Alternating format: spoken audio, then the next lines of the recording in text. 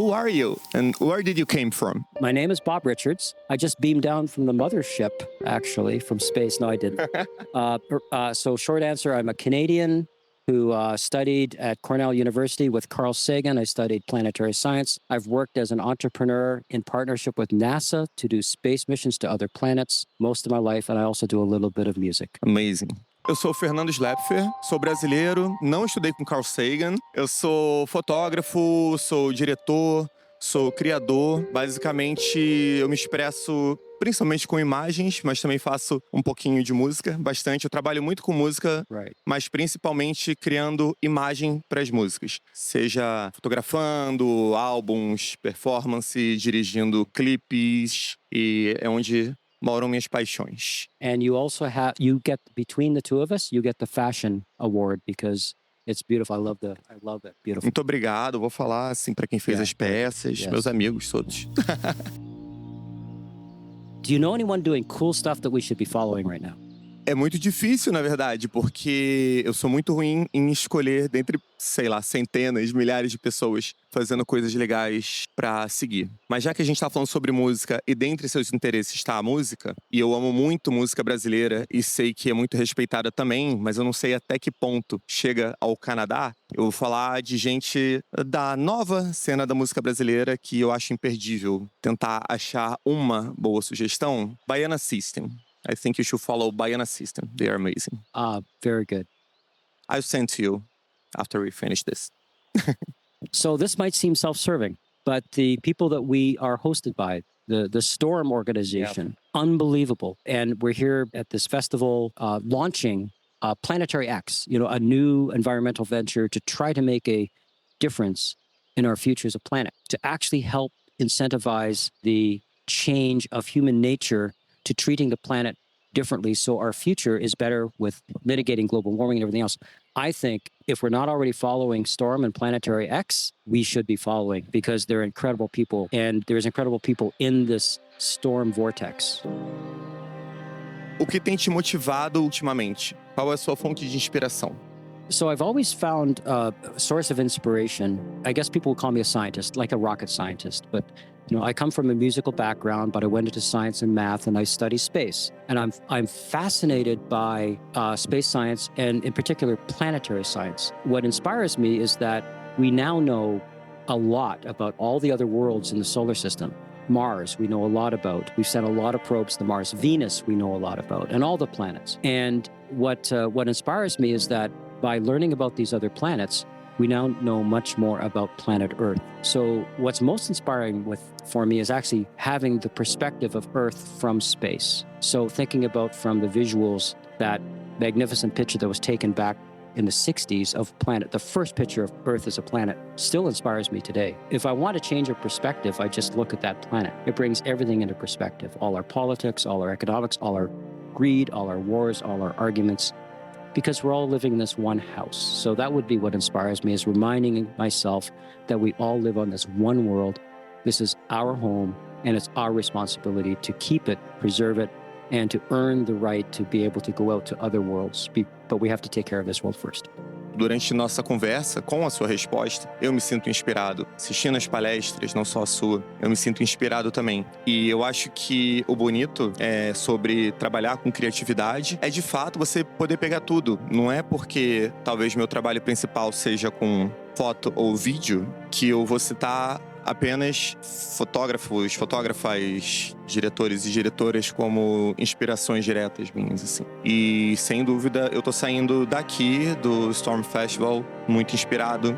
Eu acho que a gente pensar muito além da nossa bolha, que a grande verdade é que é totalmente dentro da nossa bolha. São interesses que todas as pessoas têm que ter, porque diz respeito à nossa vida e à vida de quem está aí e quem vem aí. E então, não que necessariamente seja uma inspiração a criar algo dentro do audiovisual, mas também. Então, sem dúvida, resposta curta, mas nem tanto, é esse tudo, para poder falar bastante sobre hoje. E aqui, estar aqui, trocar essa ideia contigo nesse lugar, e com tudo que a gente ouviu e ainda vai ouvir hoje, é muito inspirador. May I take a moment to actually respond to that, because I was inspired by that. Because I agree with you, because I have I grew up in a musical family in theater, so I was surrounded by art and creativity, But I was drawn to science and math. But I have both of those. And the thing that I really appreciate is when we're able to communicate the mystery and the wonder and the awe and the purpose of the universe through art, through music. And that's really one of the things that I'm trying to do. It's not just figure out the science, but also with my company, Artemis Music, we're partnered with NASA, and we're trying to, when you just talk science and math, it's intimidating if people don't understand it. It's not a great communications tool. What's a great communications tool is art and music. So if we can find ways to help people connect with space and its meaning through music and art, I find that that's probably more, as important at least, as doing the science itself. Que aqui é um grande exemplo disso, porque os assuntos são muito profundos, algumas vezes técnicos, outras vezes propositalmente mais fáceis de compreensão geral, e misturando música e arte com esses assuntos. Eu não poderia concordar mais. Como você vê a relação das pessoas com o nosso planeta? So the relationship with the people and planet is very interconnected, but it's got a very harsh reality to it. People need the planet. The planet doesn't need people. So we're the people. So we need to care about treating the planet properly so it likes us. Because if it doesn't like us, it's going to get mad. It's going to do things. And you could if you think about our planet Earth as almost like a living organism, because it really could be perceived as a living organism.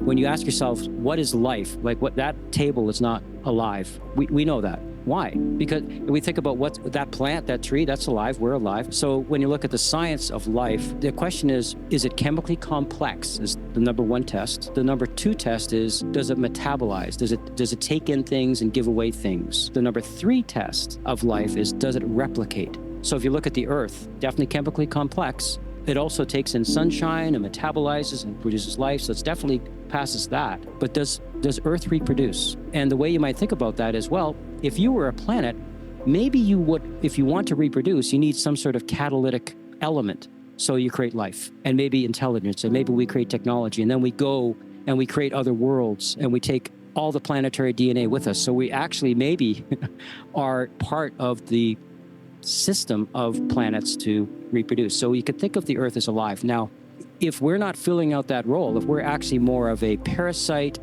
or a virus to the purpose of a living Earth, then living bodies have antibodies. And I think, one of the things we could think about is, why is the environment so bad? Why is it deteriorating? Why is the environment reacting to what we're doing, putting carbon into the atmosphere?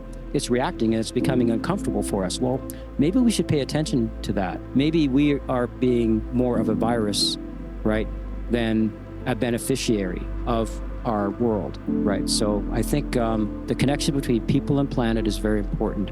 We, the people of planet Earth, have a responsibility to ourselves to treat the planet right. Otherwise, it's not going to treat us right. A gente fala bastante sobre mudanças climáticas e o aquecimento global, e é muito comum a gente usar a expressão, é o fim do planeta Terra.